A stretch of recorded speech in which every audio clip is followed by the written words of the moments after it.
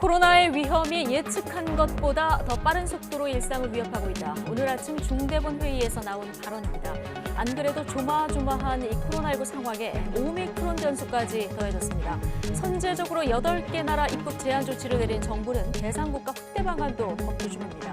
자, 오늘 코로나19 상황 궁금한 점들 많은데 잠시 뒤에 취재 기자들 취재 내용 듣고 전문가와 하나씩 풀어보겠습니다. 20대 대선 D-100일입니다. 이재명 후보는 나흘째 호남에 머물고 있고 윤석열 후보는 선대위 출범 후 첫 지역 일정으로 충청을 선택했습니다. 100일 앞두고 YTN이 실시한 긴급 여론조사 결과도 준비했습니다. 11월 29일 월요일 더 뉴스 오늘의 헤드라인부터 정리해드립니다. 문재인 대통령이 잠시 뒤인 오후 2시부터 코로나19 특별 방역 점검 회의를 주재합니다. 오늘 회의에서는 지난 한 달 동안의 단계적 일상 회복을 평가하고 대책을 논의할 예정인데 회의 뒤 관계부처 합동 브리핑에서 방역 강화 대책이 발표될지 주목됩니다. 휴일인 어제도 코로나19 신규 환자가 3,309명 발생했습니다. 수도권 중증 환자 병상 가동률은 87%에 육박하고 대전은 사용 가능한 중증 병상이 하나도 없는 것으로 나타났습니다. 대정 대기자도 1,149명에 달했습니다. 코로나19의 새 변이인 오미크론이 전 세계 14개국으로 확산했습니다. 유럽과 아시아를 넘어서 캐나다에서도 확진자가 발생하고 있는 가운데 미국 앤서니 파우치 소장은 확실한 정보를 얻기까지 2주 이상이 필요하다고 말했습니다.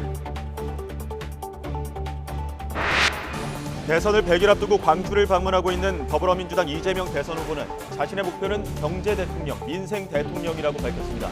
이 후보는 그러면서 윤석열 후보가 말한 50조 원 지원 약속을 당장 이행할 수 있는 방안을 찾아야 한다고 강조했습니다. 국민의힘 윤석열 대선 후보는 오늘 충청을 찾아 정권 교체의 신호탄을 쏘아 올리고 승리의 100일 대장정에 나서겠다고 말했습니다. 윤 후보는 이재명 후보를 향해 이재명의 민주당이라는 후보는 대통령 후보의 사당을 만들겠다는 독재적 발상이라고 강도 높게 비판했습니다. 네, 코로나19 상황부터 전해드립니다. 하루 신규 확진자 수 3,309명, 휴일 영향으로 3,300명대로 줄었습니다만 일요일 발생 기준으로 보면 지금까지 최다 확진자입니다. 위중증 환자 역시 전날보다 18명이 줄었지만 여전히 600명대입니다. 취재기자 연결합니다. 신현준 기자. 네, 신현주입니다. 네, 일요일 발생 기준으로만 보면 최다 확진자인데요. 확산세가 꺾이지 않는 모습이군요. 네, 그렇습니다. 오늘 0시 기준 신규 확진자는 3,309명입니다.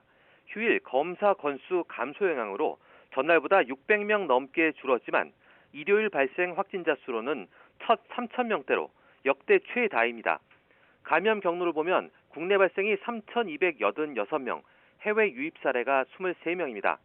국내 발생 가운데는 수도권의 비중이 전체의 76.8%입니다. 서울에서 1,386명이 새로 확진 판정을 받았고 경기와 인천의 확진자는 각각 905명과 233명을 기록했습니다. 위중증 환자는 전날보다 18명 줄어 629명이지만 닷새 연속 600명대를 기록하고 있습니다. 특히 위중증 환자 가운데 531명은 60대 이상으로 84.4%에 달합니다.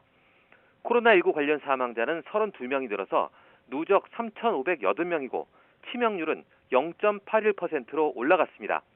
이런 가운데 어제 오후 5시 기준 수도권 중증 환자 전담 병상 가동률은 86.6%로 하루 전보다 1.2%포인트 증가했습니다. 지역별로는 서울이 87.8%, 경기가 85.5%, 인천이 84.8%로 집계됐습니다. 수도권 병상 대기자 숫자도 1,149명으로 1,000명대를 이어가고 있습니다. 충청 지역도 병상 가동률이 포화 상태여서 대전의 경우엔 중증 환자 치료 병상이 하나도 없고 충남과 충북도 중증 병상 가동률이 90%를 넘었습니다. 네, 오늘 중대본 회의에서는 코로나 위험이 예측보다 더 빠르게 일상을 위협하고 있다 이런 우려도 나왔죠? 네, 권덕철 중앙재난안전대책본부 1차장이 모두 발언해서 한 말인데요. 우리 사회가 지난 1일부터 단계적 일상 회복을 4주 동안 시행하면서 고용과 소비 등에서 국민 만족도는 높아졌다고 평가했습니다. 하지만 코로나 위험은 당초 예측보다 빠르게 우리를 위협하고 있다고 우려했는데요. 확진자 수가 4,000명 수준으로 치솟고 위중증 환자도 빠르게 늘어 병상 배정을 기다리는 환자가 1,000명을 넘어 어려운 시기라고 설명했습니다. 잠시 뒤에는 대통령 주재로 특별 방역 점검 회의가 열리는데요. 방역 당국은 어제 일상회복지원위원회 전문가들과 지난 4주 동안의 단계적 일상 회복에 대한 위험도 평가를 한 데 이어 현 상황에 대한 방역 대책을 논의할 예정입니다. 이어 상황 평가에 따른 종합적인 대책을 오늘 오후 5시 관계부처 합동 브리핑을 통해 공개할 예정입니다. 권 1차장은 또 델타 변이에 이어 오미크론 변이의 출현에 선제적으로 대응하기 위해 어제 0시부터 남아공 등 8개 나라의 입국자 중 단기 체류 외국인의 입국을 제한했다고 설명했습니다. 아울러 코로나19 백신 추가 접종은 필수라며 추가 접종은 우리가 일상 회복의 길을 계속 나아갈 수 있게 하는 가장 중요한 수단이 될 것이라고 강조했습니다. 지금까지 사회 2부에서 YTN 신현주입니다. 네, 이렇게 최근 확진자가 다시 급증하면서 정부가 곧 일부 방역 지침을 조정하는 방안을 발표할 것으로 예상됩니다. 자영업자들은 방역 패스가 확대되거나 영업시간이나 인원 제한이 부활하지 않을까 우려하고 있습니다. 취재기자가 홍대에 나가 있습니다. 박기환 기자. 네, 서울 홍대에 있는 코인 노래 연습장에 나와 있습니다. 네, 자, 아무래도 상인분들은 걱정이 많으실 것 같은데요. 현장에서 어떤 목소리들이 나오는지 전해주실까요? 네, 일단 이곳은 아직 이른 시간이지만 중고등학생들의 발길이 끊이지 않고 있습니다. 이번 달 들어서 성인 이용객에 대해서 방역 패스가 적용되면서 영업시간 등 제한은 모두 풀렸는데요. 이에 따라 이전보다는 크게 활기를 띠고 있는 모습이었습니다. 하지만 최근 확진자가 다시 급증하고 방역 강화 방안까지 논의가 되면서 상인들의 우려는 계속해서 커지고 있습니다. 네, 이와 관련해서 저희 코인놀이 연습장 협회 회장님 모시고 직접 이야기 나눠보겠습니다. 안녕하십니까? 안녕하세요. 네, 아무래도 최근 단계적 일상 회복 이후에 조금 상황이 나아지셨다고 들었는데 좀 이번에 다시 강화 방안이 논의가 되고 있어요. 좀 어떻게 보실까요? 일상 회복 위드 코로나로 가서 저희 같은 경우는 방역 패스가 적용된 업종이다 보니까 실질적으로 매출에 이전에 방역 패스 매출 이전에보다 한 80% 정도 매출이 일어나지 않고 있고요. 근래에 또 방역을 좀 4주 동안 진행을 하다 보니까 회복되고 있는 기간이기도 하거든요. 근데 갑자기 확진자가 늘음으로써 지금 방역 패스에 대한 얘기가 대두되고 있고요. 거기에 대해서 상당히 우려를 하고 있습니다. 방금 말씀하셨던 것처럼 방역 패스에 대해서 청소년까지도 확대될 수 있다. 이런 좀 방안도 나오고 있는데 이에 대해서는 좀 어떤 문제가 좀 예상이 되실까요? 예, 방역 패스 청소년을 적용한다고 하면 저희 같이 청소년이나 젊은 층을 상대로 하는 업종들은 많게는 70%, 80% 정도의 매출 하락을 보고 있고요. 보통 이런 지금 학교 상권이 아닌 이런 홍대나 대학로 상권 같은 경우에는 50% 정도의 매출을 하락을 예상하고 있는데요. 저희 같은 업종들이 방역 패스를 적용하는 또 손실 보상에 들어가 있지 않기 때문에 또 보상도 안 되고 또 거기에다가 지원책도 없는 방역 패스를 실시한다 그러면 2년여 동안 고생을 하고 지금까지 간간히 빚으로 버텨왔던 자영업자들 입장에서는 거의 아사 상태고 집합금지나 마찬가지입니다. 신중한 검토를 해주시고요. 방역 패스를 시행을 하게 된다면 손실보상 지원책을 꼭 마련하길 바랍니다. 네, 말씀 감사드립니다. 네, 지난주에는 하루 4,000명이 넘는 역대 최다 확진자가 나왔죠. 여기에 위중증 환자 수도 한 달 만에 2배 가까이 크게 늘었습니다. 또 병상 부족 사태까지 불거지면서 방역당국은 정부 부처 간 논의를 거쳐서 대통령이 주재하는 특별 방역점검회의에서 최종안을 검토하고 있습니다. 특히 방역 패스의 유효 기간을 정하고 18세 미만 청소년까지 확대하는 방안도 검토하고 있는 것으로 알려졌습니다. 어떤 방향이 됐든 방역 지침이 강화될 것으로 보여서 연말 대목을 앞둔 상인들의 우려도 커지고 있습니다. 네, 수도권 집단 감염 현황도 짚어주시죠. 네, 일단 특히 확진자의 42%가 집중된 서울의 경우 단계적 일상 회복 이후 확진자가 2배 이상 늘고 사망자도 4배까지 급증한 것으로 확인됐습니다. 고령층과 미접종 청소년을 비롯해 시장 등에서도 집단 감염이 계속되고 있습니다. 먼저 올해 들어서만 3번째 집단 감염이 발생한 노량진 시장에서는 열흘 만에 460명이 감염된 것으로 확인됐습니다. 또 송파구 가락시장에서도 18명이 추가 감염돼 어제까지 누적 확진자가 269명으로 늘었습니다. 강동구 요양시설에서는 지난 27일 입소자 2명이 최초 확진된 뒤 8명이 추가로 감염됐습니다. 서울시는 식사하면서 종사자와 입소자의 거리 두기가 어려웠던 점을 전파 원인으로 꼽았습니다. 인천 남동구 요양원에서는 동일 집단 격리가 진행되는 가운데 8명이 추가로 확진돼 22명으로 늘었고요. 인천 계양구 요양원에서도 누적 24명으로 규모가 커졌습니다. 또 천안 교회 관련 확진자는 388명까지 누적 규모가 커졌습니다. 여기에 경기도 포천과 남양주 등 미접종자가 많은 학교와 유치원에서도 크고 작은 집단 감염이 발생했습니다. 특히 유치원과 학교 중심 확진자가 늘면서 전체 확진자의 16%가 18세 이하인 것으로 집계됐습니다. 또 60살 이상 어르신은 22%를 차지했습니다. 방역당국도 이에 따라 어르신들의 3차 접종을 올해 안으로 마무리하고 청소년들에 대해 방역 패스 기준을 적용한다는 방침입니다. 지금까지 서울 홍대에 있는 코인노래 연습장에서 YTN 박견입니다. 네, 이런 상황에 코로나19의 새 변이인 오미크론 변수가 등장했는데요. 캐나다에서도 감염자가 처음 확인돼 북미 대륙 등 사실상 거의 전 세계로 빠르게 퍼지고 있습니다. 오미크론의 위력이 상당할 것이라는 과학계 일각의 경고가 잇따르는 가운데 미국 보건당국은 확실한 전염력 등을 파악하기까지 2주의 시간이 필요하다고 밝혔습니다. 이광엽 기자의 보도입니다.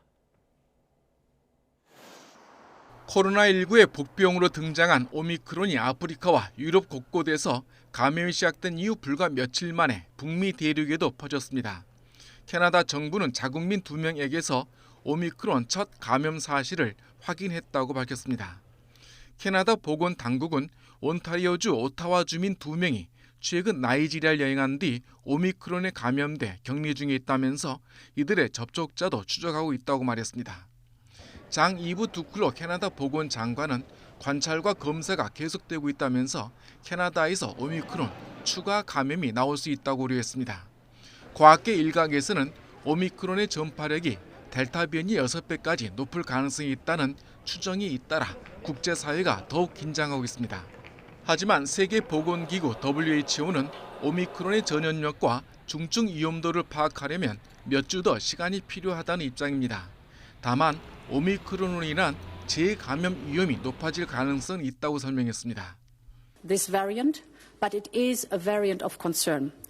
And the scientists and manufacturer need 2 to 3 weeks to have a full picture about the quality of the mutations of this Omicron variant. 전염병 권위자인 앤서니 파우치 미국 국립알레르기 전염병 연구소장도 오미크론에 대한 확실한 정보를 얻기까지 2주 이상 시간이 필요하다고 말했습니다. 이로써 오미크론의 위력이 파악될 때까지 전 세계는 일단 최대한의 방어 전선을 펴면서 긴장 상태를 이어갈 수밖에 없게 됐습니다. YTN 이광규입니다. 네, 새로운 변이 오미크론의 영향으로 세계 금융시장에 이어서 국내 주식시장도 영향을 받고 있습니다. 코스피는 개장과 함께 지난주보다 1% 넘게 떨어졌다가 낙폭을 줄여 지금은 안정세에 접어든 모습인데요. 취재 기자 연결해 자세한 내용 알아보겠습니다. 강희경 기자. 네, 한국거래소입니다. 예, 지금 국내 주식시장 상황 어떻습니까? 네, 코로나19 새로운 바이러스인 오미크론의 등장으로 코스피는 오늘 오전 9시 장이 시작하면서 1% 넘게 하락했습니다. 초반 한때 2,800대까지 하락했는데요. 지금은 외국인과 기관의 순매수로 낙폭을 줄여서 2,910에서 20선 사이에서 비교적 안정적인 흐름을 보이고 있습니다. 앞서 현지 시각 지난 26일 기준 뉴욕 증시도 큰 타격을 받았습니다.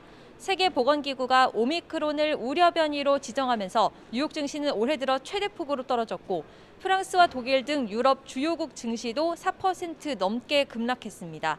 이렇게 증시가 영향을 받는 건 무엇보다 새 변이의 불확실성이 크기 때문입니다.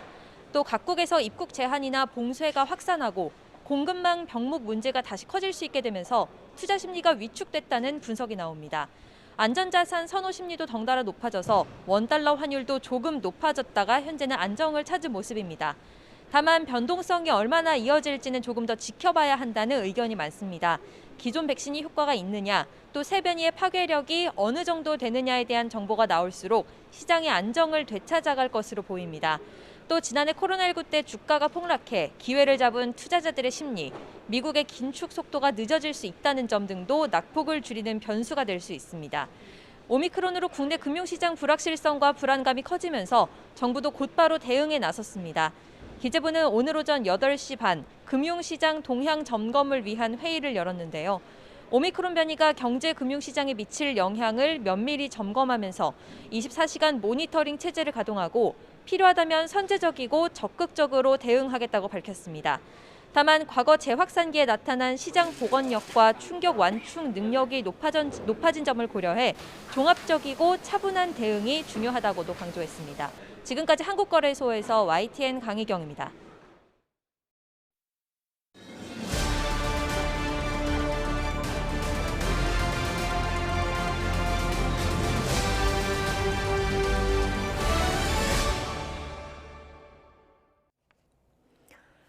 네, 대선이 꼭 100일 앞으로 다가온 오늘 더불어민주당 이재명 후보는 경제와 민생 대통령이 되겠다는 다짐을 밝혔습니다. 3박 4일에 걸친 호남 일정 내내 반성한다고 고개를 숙이며 호남 민심을 잡는 데 집중하면서 청년 행보도 계속 이어가고 있습니다. 국회 취재기자 연결하겠습니다. 부장원 기자.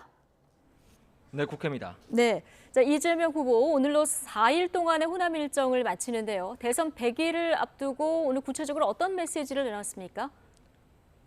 네, 이재명 후보는 나흘째 호남 지역 민생 탐방을 이어가고 있는데요. 앞서 오전에는 광주 현지에서 전국민 선거대책위원회 회의를 열었습니다. 내가 이재명입니다. 국민이 이재명에게를 주제로 참석자 200명 가까이와 현장에서 대화를 나눴는데요. 오늘도 거듭 반성한다고 고개를 숙인 이 후보는 국민 삶을 개선하는 데 온 힘을 다하겠다며 경제 대통령, 민생 대통령이 되겠다고 다짐했습니다. 이 후보의 발언 들어보시죠. 지금 이 순간부터 저의 목표는 오직 경제 대통령 그리고 민생 대통령입니다. 국민의 지갑을 채우고 나라 경제를 성장시키는 데 모든 역량을 집중하겠습니다. 이 후보는 곧이어 조선대를 찾아 광주 지역 대학생들과 이야기를 나눴는데요. 매주 타는 민생버스, 이른바 메타버스를 타고 지역 일정을 떠날 때마다 한 번도 빠뜨리지 않았던 천년 행보도 이어갔습니다. 이 후보는 광주 동구에 있는 식당에서 5.18 민주화운동 관계자들과 점심을 함께 했고요. 오후에는 전남 영광 터미널 시장 상인들과의 만남을 끝으로 나흘간의 호남 민생 탐방 일정에 마침표를 찍습니다. 네, 국민의힘 윤석열 후보 일정은 잠시 뒤에 현장을 별도로 연결을 해보고요. 대선 100일을 맞아서 다른 정당 후보들의 움직임도 분주하죠. 그렇습니다. 정의당 심상정 대선 후보는 오전 9시 반 국회에서 선거대책위원회 회의를 주재하면서 다음 달 말까지 제3지대의 구체적인 청사진을 보이겠다고 강조했습니다. 국민의당 안철수 후보를 비롯해 중도 세력과의 공조도 추진하겠다는 구상인데요. 오전 11시부터는 파업 중인 금속노조 주얼리분의 주얼리 SL 안양사업소를 찾아 현장 간담회를 가졌습니다. 사측의 위장 폐업을 규탄하며 농성 중인 노동자들을 만나 노동자의 삶이 선진국인 나라라는 기치를 강조했습니다. 국민의당 안철수 후보는 오전 9시 반 국회에서 열린 토론회에서 미중 패권 전쟁 시대에 대응한 과학기술 패권 국가로서의 비전을 강조하며 과학기술 전문가가 다음 정부를 이끌어야 한다고 주장했습니다. 제3지대 후보로 출마해 신당 창당에 나선 김동연 전 부총리도 경기 지역 출입기자와 청년회의소 단원들과 잇따라 간담회를 가졌는데요. 제3지대 공조와 관련해서는 심상정 안철수 후보에게 회동을 제안하긴 했지만 두 후보 모두 정치 기득권의 한 축이었던 만큼 단일화까지는 쉽지 않을 거라고 주장했습니다. 이런 가운데 손학규 전 바른미래당 대표도 잠시 뒤인 오후 2시 반 20대 대선 출사표를 던질 계획으로 알려졌는데요. 네 번째 대권 도전에서 손 전 대표가 어떤 각오를 밝힐지 주목됩니다. 지금까지 국회에서 YTN 부장원입니다. 네, 20대 대선 100일을 앞두고 YTN의 긴급 여론조사를 실시했습니다. 국민의힘 윤석열 후보가 오차 범위 밖에서 민주당 이재명 후보를 앞서는 것으로 나타났습니다. 가장 대통령이 되면 안 된다고 생각하는 인물로는 이 후보를 택한 비율이 윤 후보보다 높았습니다. 김승환 기자입니다. 내년 3월 대선에 출마할 후보들 가운데 누구에게 투표할지 물었습니다. 윤석열 후보가 43.7%, 이재명 후보가 35.1%를 기록했습니다. 지난 조사 때와 마찬가지로 윤 후보가 오차 범위 밖에서 앞서며 우위 흐름을 이어간 가운데 안철수, 심상정, 김동연 후보가 뒤를 이었습니다. 다만 연령대별로 보면 30대와 50대에서 윤 후보, 이 후보에 대한 지지세가 출렁거리는 양상입니다. 특히 지난 조사에서 이 후보가 오차 범위 안에서 앞섰던 50대의 경우 이번 조사에선 윤 후보가 오차 범위 밖에서 앞서며 혼조세를 보였습니다. 이 후보에 대한 여성 지지도도 지난 조사보다 5% 가까이 떨어졌지만 이 표심이 전부 윤 후보에게 옮겨가진 않으면서 부동층이 늘어났습니다. 지금 지지하는 후보를 선거 때까지 계속 지지할 것 같으냐는 질문엔 10명 가운데 7명이 그렇다고 응답했지만 바뀔 수도 있다는 응답도 25.7%에 달했습니다. 대통령이 되면 안 된다고 생각하는 인물로는 이재명 후보가 48.2%, 1위로 꼽혔습니다. 윤 후보는 40.2%로 두 후보 사이 차이는 오차 범위 밖이었습니다. 대선 당선 가능성을 묻는 질문엔 윤 후보를 선택한 비율이 절반을 넘었고 이 후보는 이보다 10%포인트 이상 뒤졌습니다. 정당 지지도에선 국민의힘이 40.2%, 더불어민주당이 33%를 기록하며 지난 조사와 비슷한 추세를 보인 가운데 문 대통령 국정수행평가는 잘한다고 생각한다는 비율이 지난번보다 6.9%포인트 높아지면서 긍정평가가 40%에 육박했습니다. 이번 여론조사는 지난 26일과 27일 이틀 동안 전국 성인 남녀 1,032명을 대상으로 진행됐고 표본 오차는 95% 신뢰 수준에서 플러스 마이너스 3.1%포인트입니다. YTN 김승환입니다. 네, 이번 대선 어느 때보다 변수가 많다 보니 당선 가능성에 대해서 단언하기가 쉽지 않습니다. 전통적 지지층에서 나아가서 중도층과 청년, 수도권을 아우르는 이른바 중수청 민심을 잡는 후보가 대권을 거머쥘 가능성이 큰데 여야 모두 여기에 사활을 걸고 있습니다. 권민석 기자가 전해드립니다. 대선을 100일 앞둔 상황에서도 승부추가 어느 한쪽으로 온전히 기울지 않는 건 여야 후보 모두 각종 의혹을 해소하지 못한 탓이 큽니다.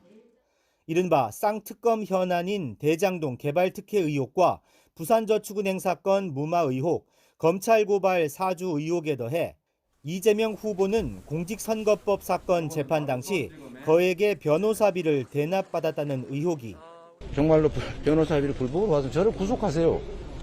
그리고 사실이 아니면 그 무고하고 음해하고 그런 사람들 무고 혐의나 공직선거법 위반을 빨리 처리해서 처벌하십시오. 윤석열 후보는 도이치모터스 주가 조작에 부인이 연루됐다는 의혹까지 휩싸여 있습니다. 2013년 이후에 계좌 내역도 좀 공개하실 의향 있으신지. 그런 식으로 따지면은 모든 사람이 모든 금융계좌를 다 공개하게요. 문제가 돼갖고 제기된 것은 공개를 했지 않습니까? 이른바 도덕성 경쟁에서 누구도 확실한 우위를 점했다고 할 수 없어 청년층 표심도 아직 찍을 곳을 정하지 못한 모습입니다. 이 때문에 두 후보는 20, 30대 유권자를 핵심 공략 대상으로 삼고 접촉면을 넓히는 데 사활을 걸고 있습니다. 또 진보 보수층에 더해 스윙보터 성향이 강한 중도층으로 지지세 확장을 고심하고 있습니다. 행정가 출신인 이 후보는 정책 공약을 쏟아내며 미래를 책임질 지도자 상임을 호소하고 있고 고구려 기병처럼 이 토대 위에서 대한민국의 디지털 영토를 전방위적으로 개척해서 무한한 기회를 창출하는 디지털 영토 확장 시대를 열겠습니다. 윤 후보는 단골검사 이미지를 앞세워 선명한 정권 심판론을 내세우고 있습니다. 대한민국을 정상화를 시키는 거죠. 정상화 안 되고 비상식과 또 법치를 벗어난 그 정부라고 하는 것은 그 정부 자체가 약탈 정부 아니겠습니까? 여기에 현 정부의 부동산 정책 실패로 집값 폭등에 직격탄을 맞은 수도권 유권자들을 누가 끌어오느냐 역시 중요한 지점입니다. 다시 말해 중도층과 수도권, 청년층 민심을 등에 업어야만 승리를 거머쥘 수 있다는 분석이 지배적인 만큼 후보들 모두 이른바 중수청에 호소하는 전략에 온 힘을 쏟을 것으로 보입니다. YTN 권민석입니다. 대장동 의혹을 수사하는 검찰이 화천대유에서 거액을 약속받았다는 이른바 50억 클럽 수사에 속도를 내고 있습니다. 아들 퇴직금 50억 원과 관련해 알선수재 혐의를 받는 곽상도 전 의원에 대해선 구속영장 청구도 검토하고 있습니다. 취재기자 연결합니다. 나혜인 기자.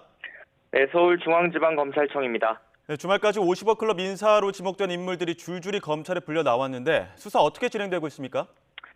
네, 앞서 서울중앙지검 전담수사팀은 50억 클럽 인사로 지목된 6명 가운데 4명을 이틀에 나눠 소환했습니다. 그제 곽상도 전 의원과 권순일 전 대법관이 각각 17시간과 12시간 동안 고강도 조사를 받았고 하루 전인 26일엔 박영수 전 특별검사와 머니투데이 홍모 회장이 소환됐습니다. 검찰은 일단 이들의 진술과 자료를 분석해 필요하면 다시 소환한다는 계획입니다. 특히 관련자 조사가 충분히 됐고 압수수색까지 받은 곽상도 전 의원의 경우 혐의를 구체화해서 구속영장 청구도 검토하고 있습니다. 곽 전 의원은 지난 2015년 화천대유가 참여한 하나은행 컨소시엄이 무산될 위기에 처하자 하나은행 측의 영향력을 행사해 성사시키고 그 대가로 아들을 통해 50억 원을 받았다는 의혹을 받고 있습니다.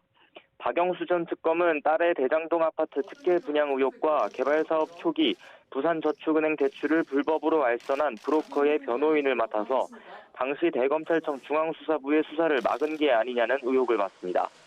권순일 전 대법관은 지난해 이재명 민주당 대선 후보의 공직선거법 위반 사건에서 무죄 의견을 내고 그 대가로 퇴임 뒤 화천대유 고문으로 일한 게 아니냐는 의혹에 휘말려 있고 김만배 씨가 기자 시절 일했던 머니투데이 홍 회장은 재작년 김 씨와 여러 차례 거액의 금전 거래를 해서 그 경위를 의심받고 있습니다. 하지만 당사자들은 이에 대해 모두 불법적인 일은 없었다며 의혹을 부인하고 있습니다.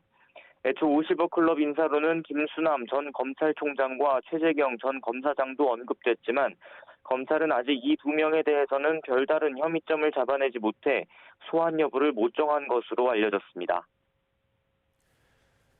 네, 공수처 소식도 살펴보겠습니다. 이성윤 서울구검장 공소장 유출 의혹과 관련해서 또 대검찰청에 대한 2차 압수수색에 나섰죠? 네, 공수처는 오늘 오전 9시 반쯤 대검찰청의 검사와 수사관들을 다시 보내 압수수색 절차를 재개했습니다. 앞서 김학의 전 차관의 불법 출국 금지 의혹 수사를 방해한 혐의로 이성윤 서울고검장이 기소돼 1심 재판을 받고 있는데 지난 5월 기소할 당시 이 고검장 공소장이 불법으로 유출됐다는 의혹을 공수처가 수사하고 있습니다. 그래서 지난주 금요일 26일에 이 고검장을 수사했던 당시 수원지검 수사팀의 검찰 내부 메신저 기록 등을 확인하고자 대검 압수수색에 나선 건데 당시 마무리를 못했습니다. 압수수색에 참관한 이 고검장 수사팀이 영장 집행 전 사전 고지 절차를 제대로 지키지 않았다고 항의하면서 중단한 겁니다. 공수처는 야간에 압수수색을 이어갈 수 있는 영장을 따로 발부받지 않아 중단했을 뿐 절차에 위법은 없었다는 입장입니다. 하지만 이 고검장 수사 당시 수원지검에 파견됐던 임세진 부장검사는 오늘 오전 공수처에 압수수색 영장과 수사 기록을 보여달라며 열람 등사를 신청하고 정보 공개를 청구했습니다. 공수처가 압수수색 영장에 공소장 유출 2달 전 이미 파견이 끝난 자신과 동료 검사를 수사팀 소속으로 적시했다며 이게 실수인지 허위인지를 밝혀야 한다고 주장했습니다. 이에 대해 공수처는 내용이 허위라면 법원이 압수수색 영장을 발부했을 리 없고 수사의 본질은 공소장 유출자를 특정해 위법 여부를 가리는 것뿐이라고 일축했습니다. 지금까지 서울중앙지검에서 전해드렸습니다. 응급 환자를 옮기는 구급차엔 반드시 의료진이나 응급구조사가 타야 합니다. 환자 이송 중에 생길 수 있는 응급 상황에 대비해야 하기 때문인데요. 그런데 사설 구급차 업체가 무자격자를 응급구조사로 둔갑시켜 구급차에서 응급의료 행위를 해온 사실이 YTN 취재 결과 확인됐습니다. 정현우 기자가 단독 보도합니다. 이름과 얼굴 사진 아래 응급구조사라고 쓰여있는 명찰. 박모 씨는 이 명찰을 가슴에 차고 사설 구급 업체에서 일했습니다. 하지만 보건복지부에 문의한 결과 박 씨는 응급구조사 자격증이 없는 무자격자였습니다. 아래에 빨간 띠가 그려진 응급출동용 사설 구급차는 출동 때마다 응급구조사가 1명씩 탑승해야 합니다. 하지만 이곳 업체에선 무자격 직원이 대신 탔던 것으로 보입니다. 응급의료법은 의료인을 제외하곤 대학이나 양성기관에서 일정 기간 교육을 받고 응급구조사 자격시험에 합격한 경우에 응급의료 행위를 할 수 있다고 규정하고 있습니다. 위반 시 5년 이하의 징역 또는 5천만 원 이하의 벌금형에 처할 수 있습니다. 하지만 박 씨가 근무하는 사설 구급 업체에선 무시되기 일쑤였습니다. 같은 업체 동료 이모 씨도 아무런 자격증 없이 환자 이송 응급 차량에 탑승한 것으로 드러났습니다.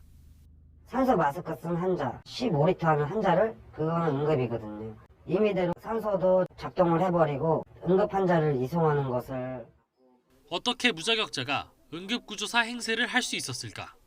업체 내부 사정을 잘 아는 관계자는 휴직 중인 응급구조사들의 자격증을 빌려와 무자격자들에게 제공해왔다고 폭로했습니다. 실제로 해당 업체가 중앙응급의료센터에 보낸 응급구조 일지를 YTN 취재진이 확인해봤더니 박 씨와 이 씨의 이름 대신 다른 1, 2급 응급구조사들 이름만 나와 있었습니다. 서로 이제 일 안 하고 있는 사람들한테 전화를 해갖고 응급구조사 번호 좀 빌려줄 수 있겠냐? 면허증을 사서 빌려서 일 안 하고 구조사 번호만 알아서 본인 확인이 안 하기 때문에 해당 업체 대표에게 사실인지 물어보자 무자격자가 구급차에 탑승한 사실 자체가 없다고 부인하며 취재를 강하게 거부했습니다. 아니 왜 이러세요? 나가세요. 그러니까 저희한테 이러는 거는 이건 아니에요? 다른 업체 관계자는 무자격자가 있다는 사실은 인정하면서도 응급 이송 차량에 타게 한 적은 없다고 잡아댑니다. 그럼 자격증이 있다는 말씀이세요? 아니요. 일반 차 같은 경우는 탈 수가 있잖아요. 근데 응급 차량에도 탔던 걸로 나와 있어가지고요. 그건 모르겠어요. 전화하지 마세요. 경기도는 해당 업체가 작성한 응급구조 일지에서 잘못된 부분을 발견해 추가 조사를 벌이고 있습니다. 무자격자의 의료 행위가 파악되면 업체의 업무 정지 등 처분을 내릴 계획입니다. 탑승 용무에 대해서 그분이 탑승을 했는지 그런 것들에 대해서 정확히 더 좀 확인을 하려고 하는 거죠. 의심쩍은 부분이 있기 때문에 그 부분에 대해서는 더 추가적으로 더 확인을 더 해보려고 하는 거죠. 경기도는 매년 초 도내 사설 구급차 업체에 무자격자가 있는지 서류 등을 점검해왔다고 밝혔습니다. 하지만 실제 가짜 응급구조사를 동원해 의료 행위를 해온 구체적 정황이 확인된 만큼 사설 구급업체 전반에 대해 제대로 된 점검이 필요하다는 지적이 나오고 있습니다. YTN 정윤우입니다. 3살배기 아들을 학대해 숨지게 한 혐의를 받는 30대 의붓 어머니와 친아버지가 검찰에 넘겨졌습니다. 서울경찰청은 아동학대 치사 혐의로 구속된 33살 계모 A씨에게 상습 아동학대와 아동학대 살해 혐의를 적용해 검찰에 송치했습니다. 이와 함께 방조 혐의로 불구속 입건된 친아버지에 대해서도 방임과 학대 혐의를 적용해 검찰에 넘겼습니다. 정인이법 시행 이후 경찰이 아동학대 살해 혐의로 피의자를 검찰에 넘긴 건 이번이 5번째입니다. 경찰 신변 보호를 받던 여성을 스토킹 끝에 살해한 김병찬이 오늘 오전 검찰에 넘겨졌습니다. 취재진 질문에 죄송하다는 말만 되풀이했는데요. 직접 들어보겠습니다. 혹시 마스크 벗어주실 수 있으신가요? 죄송합니다. 마스크 벗으시는 죄송합니다. 살인 동기는 혹시 뭔가요? 죄송합니다. 계획 살인 인정하시나요? 죄송합니다. 접근 금지 받으셨는데 왜 계속 스토킹 하셨어요? 죄송합니다. 그 흉기 전날에 구매하셨잖아요. 계획 살인 인정 안 하세요? 죄송합니다. 혹시 피해자는 유족분께 하실 말씀 없으세요? 정말 죄송합니다. 장기간 피해자 스토킹한 이유가 뭔가요? 죄송합니다. 반성하세요. 네, 피해자 죄송합니다. 살인한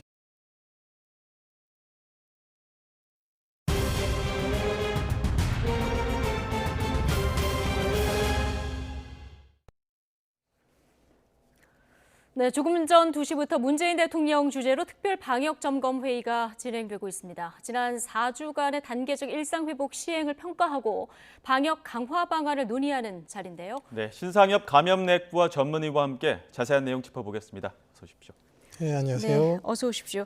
단계적 일상회복으로 들어간 지 지금 한 달인데요. 위중증 환자, 사망자 좀 급격하게 늘어나고 있는 상황입니다. 오늘 아침 중대본 회의에서도 코로나 위험이 예측한 것보다 더 빠른 속도로 일상을 위협하고 있다. 이런 평가가 나왔는데 전체적인 상황 어떻게 보고 계십니까? 일단 지금 단계적 일상회복 4주째를 이제 맞이하면서 이제 4주를 맞추고 이제 2주간의 평가 기간으로 들어왔거든요. 네. 근데 지금의 이제 유행 상황을 보면 일단 확진자 수 규모로 보면 한 2주 전에 3,000명 내외가 이제 확진자가 발생했고 지난주에는 4,000명 내외가 발생을 했습니다. 그러니까 지금 일주 간격으로 한 1,000명 단위로 이제 확진자가 늘었는데 이번 주에는 사실 한 5,000명대가 나올 수도 있는 그런 확진자 수 규모가 이제 예상이 되는 그런 상황이고요. 예. 거기에 더해서 지금 최근 들어서 그 위중증 환자가 하루에 50에서 100명 정도 새롭게 발생을 하고 있습니다. 근데 지금 나타나고 있는 이 50명에서 100명의 위중증 환자 규모는 과거 2,000명대 확진자가 나오던 시절에 그런 환자들이 악화되면서 나타나는 상황이거든요. 예. 그러니까 지금 결국은 3,000명, 4,000명대에서는 더 많은 위중증 환자들이 다음 주, 다다음 주에 나타나게 될 수도 있는 그런 상황이거든요. 그러니까 여러 면에서 지금 2,000명대에 이런 하루에 50명, 100명이 나타났을 때도 지금 의료 시스템에 어느 정도 상당한 부하가 걸리고 있는 상황인데 그 이후에 이제 1, 2주 뒤에 더 많은 위중증 환자를 어떻게 관리할 것이냐 이런 부분들이 다 다각도로 봤을 때 여러모로 좀 어려운 좀 상황이라고 볼 수 있겠습니다. 오늘 대통령 주재로 특별 방역 회의가 이 시간에 이제 지금 진행되고 있는 상황인데 대통령이 직접 이렇게 회의를 주재하는 게 지난 7월 12일에 수도권 특별 방역 대책 점검한 이후 지금 처음인 거거든요. 그만큼 정부도 지금 상황이 심각하다 이렇게 보고 있는 거겠죠. 뭐 상황 자체는 뭐 사실 어느 정도 이제 예측했던 상황이지만 중요한 결정을 내려야 되는 좀 변곡점에 서 있는 건 맞습니다. 그래서 지금 이 순간에 제대로 된 결정을 하지 못하면 지금의 확산세를 막기 좀 어려울 수 있는 그런 부분들이 있기 때문에 그 정부 전체가 다 같이 아우르는 그런 통합적인 대책을 내려 그러면 결국은 대통령님으로부터 해서 이제 모두 다 같이 이제 그런 그 문제 제기를 하고 이제 계획을 세워야 되는 그런 부분들이 있을 것 같습니다. 예. 앞서도 위중증 환자에 대한 심각성 말씀해 주셨는데 지금 수도권은 이미 의료 인력이 한계에 다다랐다 이런 얘기는 계속 나오고 있고요. 전국 병상 가동률을 봤을 때도 75%를 넘어서고 있거든요. 이 부분도 좀 심각한 상황인 것 같은데요.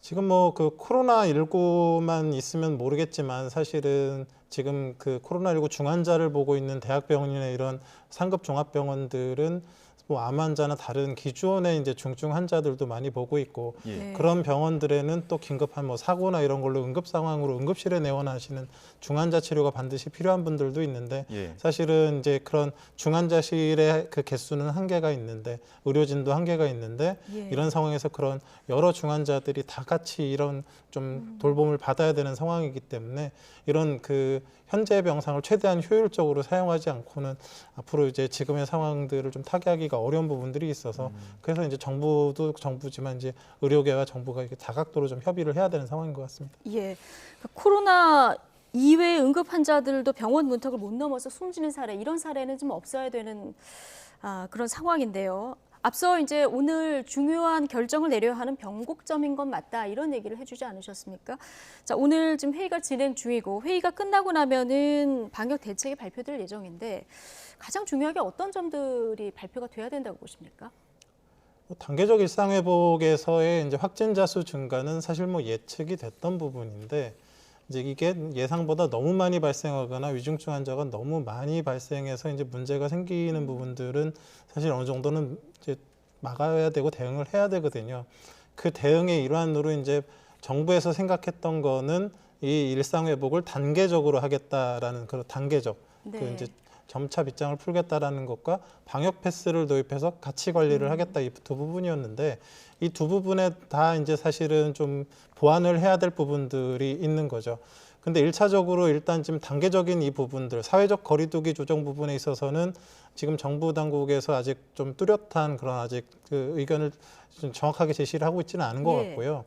방역 패스 관련해서는 이제 몇 가지 지금 얘기가 나오는 것들이 지금 이제 그 방역 패스 적용에서 제외가 되어 있는 소아청소년에 대해서 이제 방역 패스를 적용을 하고 또 이제 유효 기간도 한 6개월 정도의 어느 정도 적절한 유효 기간을 두고 그다음에 이제 적용 대상을 좀 확대하는 부분들 또는 그 더 나아가서는 미접종자 같은 경우에는 뭐 본인의 치료비를 부담하게 한다거나 이런 뭐 접종을 유도하게 하는 뭐 이런 다른 조치들까지도 이제 고려를 하고는 있는 건 같습니다. 예, 지금 가능성은 낮지만 또 긴급 멈춤을 또 시행할 수 있다 이런 의견들도 나오고 있거든요. 교수님 보시기에 이런 가능성 혹은 필요하다고도 보십니까? 사실 그 지금의 유행을 갖다가 정말 통제하기 위해서 사실 어찌 보면 지금 백신 접종 같은 경우는 이제 백신 접종 완료자가 많긴 하지만 이제 어느 정도 정체기에 드러났기 때문에 백신 접종자가 늘어나면서의 어떤 도움을 받긴 지금 당장 어렵고 그리고 이제 추가 백신 접종으로 이제 그런 백신 보호의 방어벽을 이제 탄탄하게 쌓아야 되는데 그건 지금 시행하고 있기 때문에 한 달 정도나 지나야지 이제 효과가 나타나거든요. 그럼 그 이전까지는 사실 어찌 보면 사회적 거리두기와 마스크 착용, 백신 접종 같은 개인적 거리두기로 이 상황을 타개를 해야 되는데 개인적 거리두기에는 어차피 이제 어느 정도 한계가 있는 부분들이고 그 사회적 거리두기에서 효과를 보려고 한다 그러면 사실 지금 상태에서 긴급 멈춤이나 이런 부분들이 사실 어느 정도 효과를 거둘 가능성이 높다라고 생각을 합니다. 근데 이런 부분들은 이제 다른 자영업자나 이런 경제적인 영향들이 굉장히 크기 때문에 사회적인 어느 정도 합의와 이런 부분들이 이제 필요한 부분들이 있을 것 같고요. 그 때문에 방역 당국의 정부에서도 확실하게 결정을 못 내리고 지금 계속 고민하면서 여러 의견을 청취하는 걸로 알고 있는데 방역의 견지, 의료의 견지에서 본다 그러면 사실 지금 상태에서는 긴급 멈춤이 필요한 그런 상황이라고 볼 수 있을 것 같습니다. 그러니까요. 지금 앞서 저희가 자영업자들 목소리를 직접 들어봤는데 뭐 어떤 특별한 대책 없이 다시 이전으로 돌아가는 건 안 된다 이런 목소리가 굉장히 강하지 않습니까? 지금 일상회복지원위원회에서도 뭐 경제 분야, 방역 분야 여러 분야에서 논의를 하고 있기 때문에 결론을 내리기가 쉽지 않은 상황인데 교수님 그런데 이제 국민적 관심이 좀 높아졌는데 여기에 지금 오미크론 변이라는 변수가 등장을 했습니다. 어떻게 보십니까? 사실 이제 WHO가 어찌 보면 굉장히 이제 뭐 WHO 맨 처음에 이 오미크론이 남아공에서 보고가 된 게 11월 24일인데 뭐 이틀 만에 회의를 한 다음에 바로 우려 변이로 지정을 했거든요. 근데 우려 변이라는 게 지금 델타 변이거든요. 그러니까 지금 새롭게 얼마 이렇게 발견된 지 얼마 되지도 않았는데 델타 동급에 굉장히 이제 우려를 하는 보통 관심 변이로 갔다가 우려 변이로 이렇게 가지 않습니까? 보통은 이제 모니터링 변이로 있다가 그 관심 변이로 오다 우려 변이로 오는데 사실은 뭐 갑자기 이제 전격적으로 이제 결정을 했는데 사실은 이 결정을 하면서도 어떤 그 객관적인 그 과학적 증거가 있지는 않았습니다.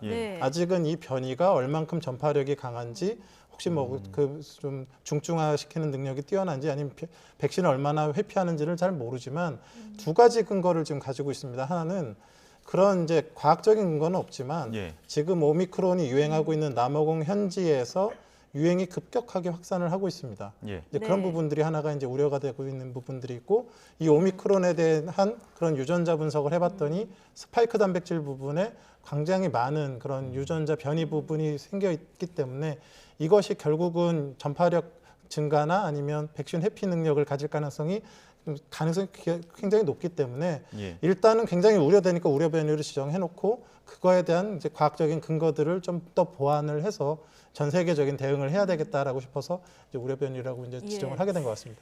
교수님 지금 속보가 들어왔는데요. 코로나19 전국 위험도가 높음에서 매우 높음으로 지금 상향 조정이 됐다. 자, 이 역시 지금 오미크론 출현 변수도 다 포함해서 고려를 한 거겠죠? 뭐 오미크론은 지금 우리 현실에서의 유행에 영향을 주는 요소는 아니지만 그 지금의 우리나라 내부에 이제 코로나19가 통제되지 않는 그런 상황에서 오미크론까지 들어오게 된다라 그러면 사실은 더욱 더 대응하기 어렵기 때문에 지금 현 상황에서 수도권 비수도권 할 것 없이 전국적 단위에서 좀 체계적인 대응이 필요하다. 그런 견지에서 이제 전국 단위로 이제 매우 지금 수도권에만 매우 높음이었지만 이걸 전국 단위로 하게 된 것 같습니다. 좀 오미크론의 전파력만 봤을 때 아직까지는 밝혀진 부분이 없다고는 하지만 델타보다 6배 정도 감염력이 높을 것이다 이런 우려들도 많이 나오고 있고요. 그리고 실제로 먼 거리에서 감염된 사례들도 나오고 있어서 이런 사례들을 봤을 때는 굉장히 위협적일 것 같은데요. 지금 결국은 지금 현존하는 이제 변이 중에서 가장 전파력이 높은 건 이제 델타 변이고요. 전파력이 높은 변이만 결국 우세종으로 살아남거든요. 그럼 오미크론이 이제 앞으로 정말로 진짜 전파력이 높다 그러면 결국 지금의 델타 변이를 꿇고 생존을 할 겁니다. 그래서 전 세계적으로 유행하게 되고 어찌 보면 우세종이 될 수도 있는데 그런 상황들을 일단 지금 이제 아프리카에서의 유행 상황들을 좀 보면서 어느 정도 가늠을 해볼 수 있을 것 같고요. 그리고 아무리 실험실적으로 그 뭐 전파력이 높겠다라는 것들을 확인이 되더라도 리얼월드 실제 상황에서의 그런 확인이 더 중요하기 때문에 아직은 섣부르게 판단하기는 어렵지만 지금 변이 부위의 양상들이나 숫자나 이런 것들을 봤을 때는 충분히 가능성이 있기 때문에 그런 가능성을 염두에 두고 대비를 해야 되는 상황은 맞다고 생각합니다. 예, 그러니까 델타 변이 때 사실 경험이 있잖아요. 그래서 정부도 이번에는 굉장히 선제적으로 대응을 해서 지금 8개국 입국자들 지금 입국 금지 조치를 한 상황인데 대상 국가를 조금 더 확대한다든가 이 부분 관련해서 어떤 추가적인 조치를 좀 선제적으로 대응할 필요는 없을까요? 일단 지금 정부에서 그 남아공 등의 이제 8개국에 대해서 외국인 입국이나 뭐 비자 발급을 어느 정도 제한하고 내국인 같은 경우도 입국해가지고 10일간 시설 격리를 하는 이제 이런 어찌 보면 굉장히 선제적인 대책을 내놓았던 건 맞습니다. 근데 지금 이미 이제 그 전 세계적으로 뭐 유럽이나 홍콩이나 이런 데서도 확진자들이 발견이 되고 있는 그런 상황이기 때문에 1차적으로는 이제 좀 의심이 되고 유행 가능성이 있는 나라들에 대해서는 이렇게 선제적인 입국 제한 조치를 취해야 되는 게 맞는 것 같고요. 그리고 지금 하루에 보통 보면 이제 외국에서 이제 입국자 가운데서 이제 확진자가 한 20명 정도 좀 나오고 있거든요. 네. 이제 계속 발견이 되고 있는데 이런 지금 전 세계적 어디가 어떻게 오염이 됐는지 어디만큼 퍼져 있는지 잘 모르는 상황이기 때문에 최소한 외국에서 입국하는 사람들한테서 나오는 그런 바이러스 검체에 대해서는 이 오미크론 변이에 대한 전장 유전체 분석 검사들을 좀 진행을 해야 되지 않을까 생각을 합니다. 이 오미크론 같은 경우에는 선별진료소에서 사용되는 그 PCR 검사로는 또 확인이 안 된다고 하는데 이 부분 어떻게 또 보완을 해야 될 것 같습니까? 그 PCR 검사는 어찌 보면 이제 따로 그 변이에 맞게 이제 유전자 세팅을 한 거거든요. 근데 아직 오미크론은 이제 뭐 나타난 지가 얼마 안 되는 그런 변이기 때문에 그걸 확인하려고 그러면 전체 유전자 분석을 해야 되는 상황이고요. 근데 이제 그 중에서 이제 오미크론의 특징적인 부분들을 PCR 검사로 할 수 있게 또 키트화하는 작업들을 이제 이제 아마 방역당국에 해서 하게 될 거고 그렇게 오래 걸리진 않습니다만 그 전까지는 위험 지역이거나 어떤 위험에 노출됐을 가능성이 있는 부분들에 대해서는 전수 검사를 하고 또 그 지역사회에서 발생하고 있는 그런 검체들에 대해서도 충분히 많은 이제 모니터링을 좀 해야 되는 그런 상황이라고 봅니다. 예. 어쨌든 지금 오미크론 변이 출현을 두고 다양한 추정이 지금 나오는 이런 상황인데요. 자, 백신 수급이 지금 나아졌습니다만은 사실 백신이 좀 모자랄 때 1, 2차 접종을 하고 백신을 많이 맞는 그 선진국의 경우에는 추가 접종 얘기가 나올 때 백신을 못 맞는 나라들 있지 않았습니까? 이 부분 굉장히 중요하게 봐야 된다. 신상엽 전문의께서 여러 차례 강조를 해주셨는데 이번에 이 오미크론 이 변이 등장이 이 국가 간 백신 불평등 문제에서 좀 등장한 건 아니냐 이런 지적도 나와요. 좀 전 그렇다고 봅니다. 왜냐하면 지금 개발도상국의 평균 그 예방접종 완료율이 5% 남짓입니다. 지금 아프리카에서 남아공은 굉장히 그래도 발전된 나라인데 지금 예방접종 완료율이 한 25% 정도밖에 되지가 않습니다. 근데 이런 아프리카나 이런 동남아나 이런 개발도상국들 같은 경우는 백신 접종도 잘 되지 않고 방역도 잘 이루어지지 않기 때문에 확진자가 계속 나타나고 있는데 바이러스는 복제 과정에서 이제 유전자 변이가 나타나고 있기 때문에 예방 접종이 진행되지 않는 그런 나라들에서 계속 변이가 나타날 수밖에는 없고요.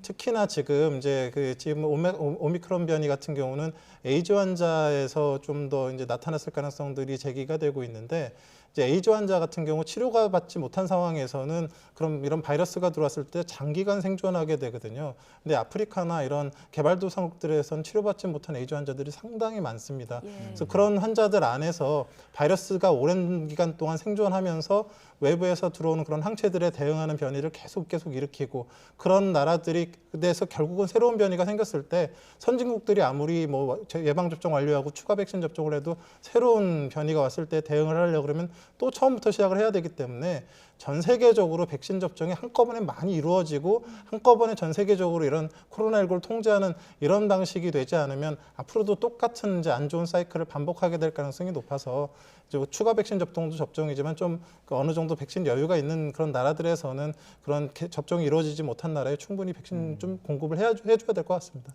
지금 뭐 계속 새로운 또 다른 변이가 나오지 말란 법이 없기 때문에 이런 부분에서는 화이자나 모더나사도 발빠르게 대응할 수 있다. 3달 아니면 다른 백신을 또 만들 수 있다. 이런 이야기를 하고 있는데 이런 가능성이나 우려는 없습니까? 그 백신 과거에 이제 전통적인 그런 제조 방식의 백신들은 이렇게 변이 바이러스가 나타났을 때 새로운 백신 개발하는데 상당 기간이 걸렸습니다. 그런데 지금 이제 그 메신저 RNA 백신, 그 화이자나 모더나 백신 같은 경우는 그래 플랫폼에다 유전자 교체만 하면 되기 때문에 시간에 오래 걸리지 않고요. 보통은 수주 안에 어느 정도의 그런 그 효과적인 백신들을 이제 만들어내고 거기에 대한 시제품들을 확인을 할 수가 있거든요. 그래서 그 시판까지 뭐 석 달 안에 할 수도 있겠다 뭐 이런 얘기도 나오고 있지만 한 달 정도면 어느 정도의 시제품 이런 것들이 나올 수 있기 때문에 이제 이런 지금 그 이전에 사전에 확인이 돼야 될 게 정확한 분석들, 어디가 정말 문제인지 이런 부분들을 분석하는 과정들이 좀 필요하기 때문에 바로는 못 나오겠지만 유전자 분석이나 이런 연구가 진행된 이후에는 좀 더 이렇게 효과적인 백신들을 만들 수 있으리라 생각을 합니다. 한 가지만 더 질문드리겠습니다. 지금 뭐 이럴 때일수록 기본으로 돌아가야 되는 상황인데 방역 수칙 잘 지켜야 되고요. 그리고 고위험군 추가 접종 당국에서 강조하는 대로 좀 맞으셔야 되고 또 하나가 사회 전체적으로 보면은 지금 청소년 백신 접종률이 좀 낮은 상황 아니겠습니까? 지금까지는 강권하는 건 아니었는데요. 지금 이 청소년 백신 접종을 높일 어떤 적극적인 대안이 좀 필요한 시점이라고 보십니까? 글쎄 뭐 그 소아청소년 같은 경우는 사실 뭐 지금 아시겠지만 2개월, 4개월, 6개월째 아이들 하루에 백신 4개, 5개씩 맞거든요. 그 백신들보다 사실 코로나19 백신이 더 위험하냐에 대해서는 저는 그렇다고 생각하지 않습니다. 그래서 당연히 이제 처음 만들어진 백신이고 사용한 지 얼마 안 됐고 또 아이들이 접종을 해야 되니까 걱정이 되시고 우려가 되시는 건 뭐 당연한 부분들이지만 선진국에서는 지금 뭐 5세 이상에서도 지금 접종이 진행되고 있는 상황이고 많은 선진국들에서 지금 그걸 갖다가 정책적으로도 좀 진행하고 있는 걸 보면 그런 나름의 어느 정도의 안전성과 유효성에 대한 그런 부분들이 입증이 되어 있는 부분들이 있다라고 생각을 하고요. 실제로 국내에서도 접종하는 과정에서 뭐 그렇게 크게 문제가 이제 아직까지 발생되지 않고 있는 그런 부분들이 있고 또 주변에서 접종한 아이들을 보면 뭐 이렇게 주변에서도 이제 느끼시는 바들이 있을 거라고 생각을 합니다. 그래서 아이들이 지금 전면 등교하는 상황에서 이제 대규모 이제 학교발 유행이 일어나게 되면 뭐 학습권도 학습권이지만 또 집에 계신 어르신들까지 또 같이 위험해지시기 때문에 가능한다 그러면 이제 소아청소년 같은 경우도 적극적으로 좀 접종에 임해 주셨으면 좋겠습니다. 알겠습니다. 코로나19 백신이 다른 지금 맞고 있는 백신보다 특별히 위험한 건 아니다. 자, 신상엽 전문의께서 이런 얘기 또 해주셔서 조금 덜 불안해하시지 않을까 생각합니다. 자, 신상엽 감염내과 전문의와 함께했습니다. 고맙습니다. 네, 고맙습니다.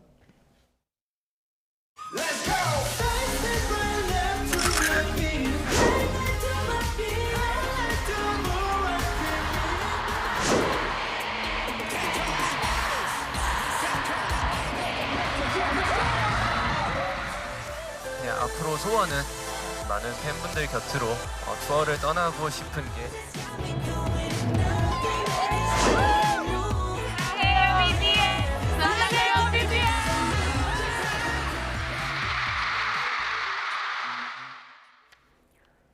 네, 그룹 방탄소년단이 미국 LA에서 2년 만에 대면 공연을 열면서 현지는 그야말로 축제 분위기입니다. 네, 오늘 이틀째 공연이 열리고 있는데 5만 명이 넘는 관객이 몰렸다고 합니다. 취재기자 연결합니다. 김현우 기자.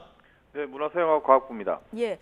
뭐 어제 공연 때 보니까 뭐 대단하던데요. 오늘 미국 LA 공연 이틀째죠. 지금 분위기 어떻습니까? 네, 공연이 열리는 LA는 일요일 오후입니다. 오늘도 공연장에 5만 3천 명에 이르는 팬들이 운집했습니다. 오늘도 공연은 현지 시간으로 오후 7시 반, 한국 시간으로는 조금 전 낮 12시 반에 시작됐습니다. 공연장에 들어가기 위해서는 코로나19 백신 접종 증명서나 3일 이내 실시한 PCR 검사 음성 확인서가 필요합니다. 또 이렇게 해서 공연장에 들어가더라도 마스크는 반드시 써야 합니다. 이번 BTS 공연은 현지 날짜로 오는 2일까지 모두 4차례 진행되는데 관람객이 21만 명에 육박할 것으로 보입니다. 콘서트가 열리고 있는 스파이 스타디움 측은 BTS가 스파이 스타디움 역사상 처음으로 4회 공연을 모두 매진시켰다고 밝혔습니다. 네, 방탄소년단 오늘 공연 앞두고 현장에서 기자회견도 열었다고 했는데 어떤 이야기들이 나왔습니까? 네, 2년여 만에 팬들과 대면 공연을 펼치는 BTS 멤버들의 표정에는 설렘과 긴장 그리고 기대가 가득했습니다. 직접 들어보시겠습니다. 2년 만에 이렇게 정말 대면 콘서트를 할 수 있어서 너무 기분이 좋고 아무래도 저희에게 이때까지 2년은 정말 당연한 사람들이 당연하지 않게 돼서 정말 무척 좀 슬프고 많이 힘들었는데 오늘 이 이제 저희의 콘서트 때문에 정말 기대를 많이 하고 준비를 되게 많이 하고 온 것 같아요. BTS는 특히 최근 있었던 아메리칸 뮤직 어워드 수상에 대해 감사와 기쁨을 나타냈습니다. 그러면서 2년 연속 그래미상 베스트 팝 듀오 그룹 퍼포먼스 부문 후보에 오른 데 대해 수상의 기대감도 밝혔습니다. 하지만 본상 후보에 오르지 못한 아쉬움을 우회적으로 나타내기도 했습니다. 직접 들어보시겠습니다. We had countless shows and awards, but the recent Artist of the Year at the AMAs and the second Grammy nomination were truly something, and it really did mean something for us. As an artist started out in Korea, the limitations of our identity, language, genre, and the invisible walls, we felt like they truly existed. 방탄소년단은 평소 노래와 춤 이외에도 세계를 향한 묵직한 메시지를 정해 이른바 선한 영향력을 보여줬는데요. 오늘 기자 간담회에서도 아시아인에게는 많이 장벽이 있다며 자신들이 만든 음악이 외국에 사는 아시아인에게 많은 힘이 될 수 있다는 점을 영광스럽고 기쁘게 생각한다며 인종차별에 대한 메시지를 던졌습니다. 방탄소년단은 또 코로나19 상황이 좋아져서 더 많은 콘서트를 하고 싶고 특히 한국에서 공연을 하고 싶다며 한국 팬에 대한 애정을 나타내기도 했습니다. 지금까지 문화생활과학부에서 YTN 김현우입니다. 네, 희소병인 근육긴장 이상증을 앓고 있는 국민 마라토너 이봉주 씨가 최근 다시 트랙 위에 섰습니다. 네, 스스로 다시 태어난 날이라고 말할 만큼 그 도전은 보는 이들을 뭉클하게 했는데요. 화면 함께 보시죠. 42.19km를 완주하며 세계 정상에 섰던 이봉주 선수. 2년 전부터 희소병인 근육 긴장 이상증을 앓고 있습니다. 복근에 경련이 일어나면서 근육이 앞으로 잡아당겨져 허리와 목이 구부러지는 고통에 시달렸는데요. 이런 이봉주 씨를 응원하기 위해 열린 마라톤 대회에서 이봉주 씨 마지막 주제로 직접 나섰습니다. 1.2km를 걷고 뛴 끝에 올림픽 메달을 딸 때처럼 두 손을 번쩍 들고 결승선을 통과했는데요. 지난해 6월에 수술을 받은 뒤 어느 정도 일상생활이 가능해졌지만 보시는 것처럼 아직 허리를 숙인 채 걸어야 하는 상황입니다.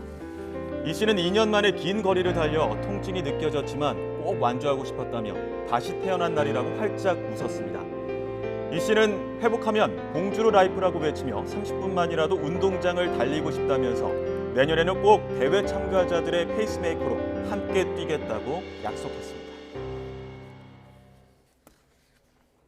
네, 자, 이봉주 씨의 앞길 함께 응원하겠습니다. 자, 날씨 알아보겠습니다. 오늘 추위 걱정은 없지만 중서부 지방은 종일 공기가 탁하겠습니다. 네, 내일은 전국에 비나 눈이 내리겠고 이후 영하권 추위가 찾아온다고 하는데요. 기상캐스터 연결해 자세한 날씨 알아보겠습니다. 신내림 캐스터. 네, 평화의 공원에 나와 있습니다. 네, 자, 오늘 추위는 걱정 없는 날씨인데요. 미세먼지는 좀 주의를 하셔야겠군요. 네, 오늘은 어제보다 기온이 더 올랐는데요. 현재 서울 기온은 12.6도로 예년 이맘때 기온을 4도가량이나 크게 웃돌고 있습니다. 하지만 이렇게 추위가 주춤한 틈을 타서 미세먼지가 기승을 부리고 있는데요. 현재 서울 등 수도권과 충청 지역을 중심으로는 초미세먼지 농도가 나쁨 수준까지 올라 있습니다. 이 지역에 계신 분들은 오늘 나오실 때 미세먼지용 마스크를 꼭 착용하시는 게 좋겠습니다. 내일은 전국 곳곳에 비나 눈이 내리면서 날씨가 급변하겠습니다. 내일 새벽 서쪽 지방을 시작으로 아침에는 전국에 돌풍과 벼락을 동반한 요란한 비가 내리겠는데요. 찬바람이 강해지는 오후부터는 비가 눈으로 바뀌어 내리는 곳도 있겠습니다. 비의 양은 남해안과 제주도에 10에서 50mm, 그 밖의 지역에는 5에서 30mm가 되겠고요. 강원 내륙과 산간에는 1에서 3cm의 눈도 내려 쌓이겠습니다. 내일 아침까지는 큰 추위 없겠습니다. 서울이 7도, 광주가 9도, 부산은 11도로 오늘보다 기온이 4도에서 5도가량 높겠습니다. 낮에는 흐린 날씨 속에 오늘보다 기온이 내려가겠는데요. 서울의 한낮 기온이 11도, 대전은 11도, 대구 12도로 다소 쌀쌀하겠습니다. 충청과 호남, 제주도는 모레 오후까지 비나 눈이 이어지겠고요. 12월의 첫날인 수요일 겨울의 시작부터는 다시 영하권 추위가 찾아올 전망입니다. 현재 동해안에는 건조특보가 내려진 가운데 오늘까지는 대기도 무척이나 건조하겠습니다. 산불 등 대형 화재가 발생하기 쉬운 만큼 불조심해 주셔야겠습니다. 지금까지 평화의 공원에서 YTN 신미림입니다. 네, 20대 대선일까지 딱 100일 남았습니다. 과거 대선을 돌아보면 100일 전후 여론에서 앞선 후보가 이기는 결과치가 많았는데 이번에는 박빙 구도에 양강 후보 모두 사법 리스크, 비호감도 등의 변수가 많아서 지금 시점에서 유불리를 예측하기가 어려운 상황입니다. 네, 앞으로 승부를 좌우할 세대, 지역은 어디일지, 후보들 동선의 숨은 전략은 뭔지, 그리고 100일 동안 판세를 좌우할 변수까지 더 뉴스 2부에서 전문가 세 분과 자세히 분석해 보겠습니다. 잠시 뒤에 돌아오겠습니다.